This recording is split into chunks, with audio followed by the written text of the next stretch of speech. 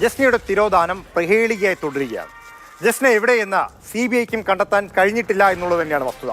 അതിനിടയിലാണ് അസ്വാഭാവികമായ ഒരു പരാമർശം CBI റിപ്പോർട്ടിൽ ഉൾപ്പെടുത്തിയിരിക്കുന്നത്. അതായത് ഒരു യുവാവ് 10 വർഷത്തോളം ഒരു യുവതിയെ സ്വന്തം വീട്ടിലെ മുറിക്കുള്ളിൽ ഒളിപ്പിച്ച സംഭവം നടന്നത് നമ്മുടെ ഈ കേരളത്തിൽ തന്നെയാണ്. മറന്നിട്ടുണ്ടാകില്ല നമ്മൾ ആരും. പാലക്കാട് സ്വദേശിനി സജിതയുടെ ഒളിവ് ജീവിതത്തിന്റെ കഥ കേട്ട് കേരളം വളരെയധികം അമ്പരന്നതാണ്. അങ്ങനെ ജസ്നയ്ക്കും സംഭവിച്ചിരിക്കുമോ എന്നതാണ് ചോദ്യം.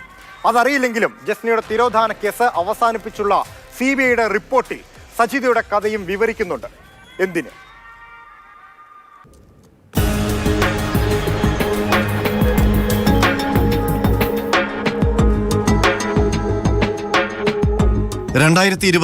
ജൂണിലാണ് പാലക്കാട് അയലൂർ സ്വദേശികളായ റഹ്മാന്റെയും സജിതയുടെയും അപൂർവ കഥ പുറത്തുവരുന്നത്. 10 വർഷത്തോളം സ്വന്തം വീട്ടിലെ മുറിയിൽ ആരുമറിയാതെ റഹ്മാൻ സജിതയെ ഒളിപ്പിച്ച് താമസിച്ച കഥ അമ്പരപ്പോടെയാണ് കേരളം കേട്ടത്. ഇതുപോലെ എന്തെങ്കിലുമാണോ പത്തനംതിട്ടയിൽ നിന്ന് കാണാതായ ജസ്നയ്ക്കും സംഭവിച്ചിരിക്കുക? അങ്ങനെ കണ്ടെത്തിയിട്ടില്ല.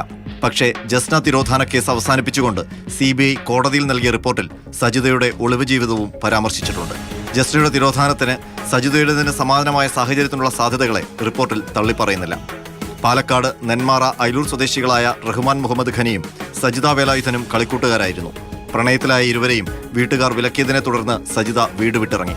സജിതയുടെ വീട്ടിൽ നിന്ന് 100 മീറ്റർ മാത്രം അകലെയുള്ള റഹ്മാന്റെ വീട്ടിലെ രഹസ്യമുറിയിൽ ഒളിവ് ജീവിതം ആരംഭിച്ചു. 10 വർഷത്തിന് ശേഷമാണ് സജിത പുറത്തു വന്നത്.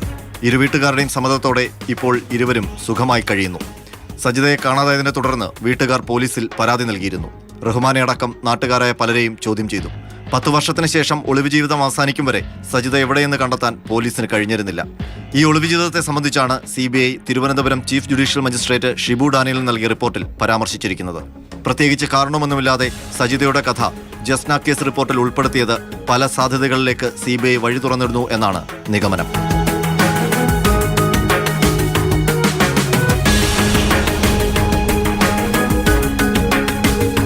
മാതൃഭൂമി ന്യൂസ്, തിരുവനന്തപുരം.